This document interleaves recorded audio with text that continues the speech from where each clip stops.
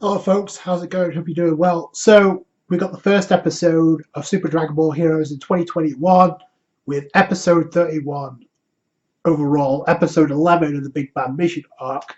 And we're going to waste a little time because this episode immediately cuts right into the action with Super Saiyan 4 Limit Break Vegito and Dark King Fu. And I have to say props to Fu for actually keeping up with Vegito despite the fact he's a Super Saiyan 4 Limit Break. He wasn't the only one who displayed that form, though. Spoilers for this episode. But part sequence in the action I appreciated where you see the fluidity of the hand-to-hand combat between Vegito and Fu. I like that part so much because it focuses on the action. So that's a great detail. And then Vegito comes back with a quirk like, "Oh, are you done already, Fu?" And Fu's like, "No, I'm going to change my strategy a little bit." So immediately it wastes little time this episode. It went by so fast, and I know it's a 10-minute episode, but because of what happened, it went by so fast. So you also have Ribeiro and Demigra who came in. I'm assuming that's how Super Saiyan 4 Vegito comes in. You also have Tara and Mira on the sidelines too. I hope they do more, personally. We'll have to wait and see. But just to have those characters interact is pretty cool anyway. Fu uses his powers to, like, number one, bring the Coliseum arena that we saw in the previous episode where Broly was hanging out, and bring that to where the tree is. I like the change of scenery here. I think it's because you have on the outside it looks like a Coliseum, right, with the pillars and that. I said that in the last review, but we see the inside of it, like inside, it looks so royal, like a palace, but also it looks like a battle arena. It's a different fighting arena than we've seen before, and that's something I appreciate when it comes to Super Dragon Ball Heroes, because they at least do something that's kind of different and fresh, even if the execution at times isn't all that great.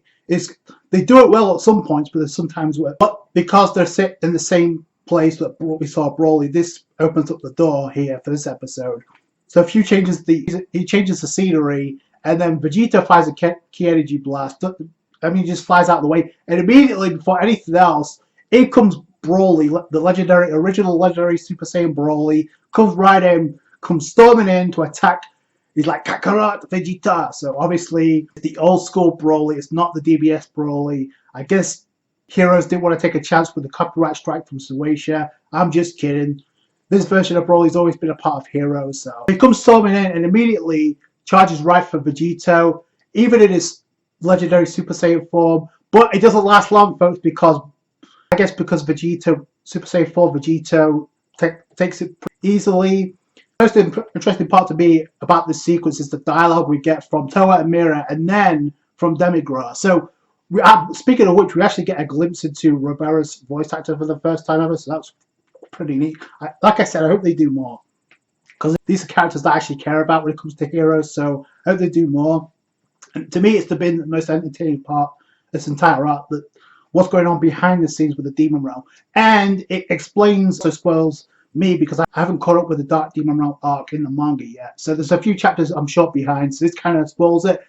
But it does explain a few things. Number one, they point out that Broly's arrived, and then Toa points out that Broly was missing for the final fight against the Demon Realm. So that kind of explains that. But then Demigra actually gives us a little bit of insight as to foreshadowing as to what we expect from Broly. But he says he's been revived, but he's not brainwashed anymore. So before he was actually, I like the consistency here, because even though they haven't promoted the Dark Demon Realm arc in full in the promotional anime, they're not going against it of what's happened. Because if you don't know, Broly was manipulated by the Dark Demon Realm. He was brought back by them. He got brainwashed, but then according to Demigra, he's free of brainwashing, so he's free to do whatever he pleases now. But because he's come back so many times, he's gotten stronger. So again, that's the Zenkai boost for the Satan. So I like that. Even if some people may get puzzled as to how Broly was able to achieve this level. Super Saiyan 4 Broly is nothing new to Heroes, but the Limit Breaker is kind of interesting, but it does explain. If it sometimes doesn't make sense, I do appreciate that at least give us something as to how Broly is able to achieve this, so I do appreciate that. But then immediately Broly just like, we get the return of the Broly's Japanese voice actor, so there's no more apparent than when Broly is yelling out. It's a great yell. much like he did in the movie. He powers up to Super Saiyan 4, so that was actually one of the coolest sequences of the entire episode. So he goes Super Saiyan 4, but on top of that, he unleashes the limit break, and Vegito, Super Saiyan 4 Vegito, actually compliments Broly because he's like, he did that alone. Broly is mimicking it like it's nothing. Then we cut right back into the action. Broly goes right for Super Saiyan 4 Vegito, so the consistency is there. But they have to tend with the other Vegito, Blue, who cuts in and blocks the attack. So we get Broly versus the two Vegitos, which is something I'd never thought I'd see. So, and Broly's like, there's a sequence where both Vegitos actually try and hit Broly, and he tanks them both. So I appreciated that. That was epic. What this does is gives Few the opportunity to revitalize the Universal Tree while everybody's distracted by the action taking place. So he does that.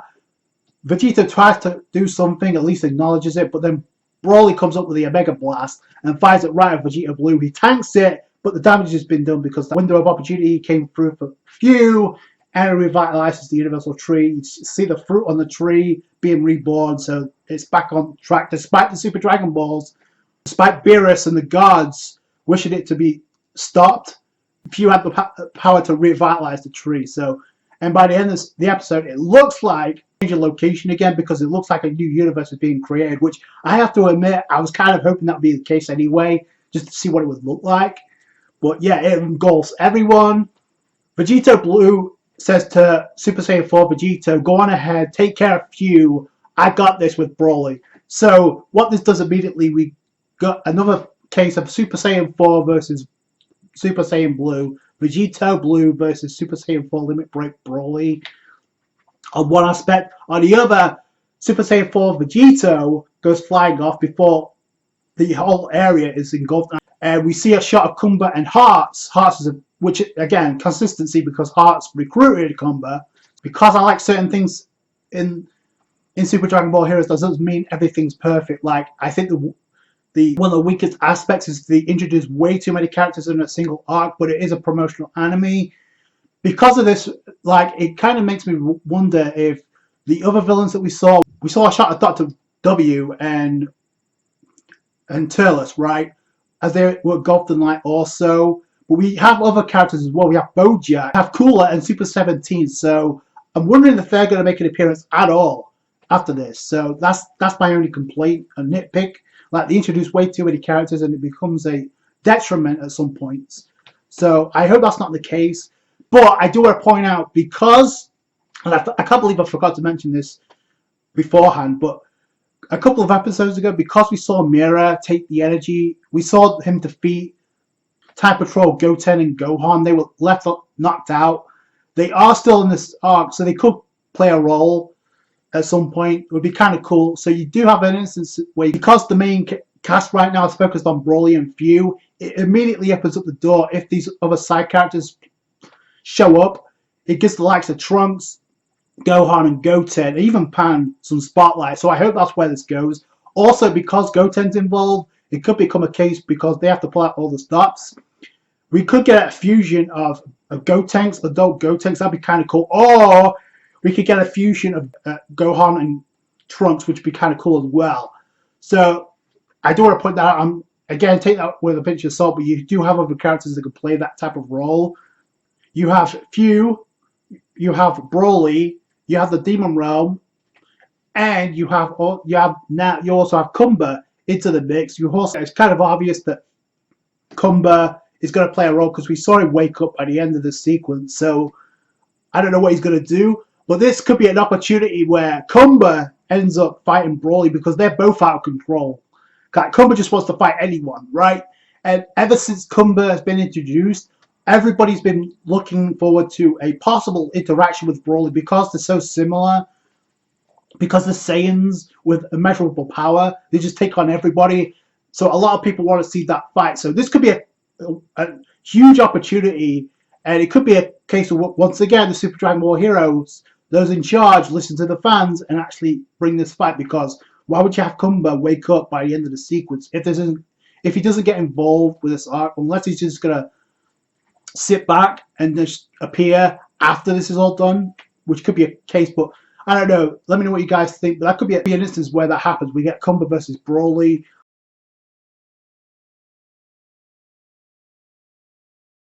But right now it looks like Vegeta Blue is going to be the one to take him on.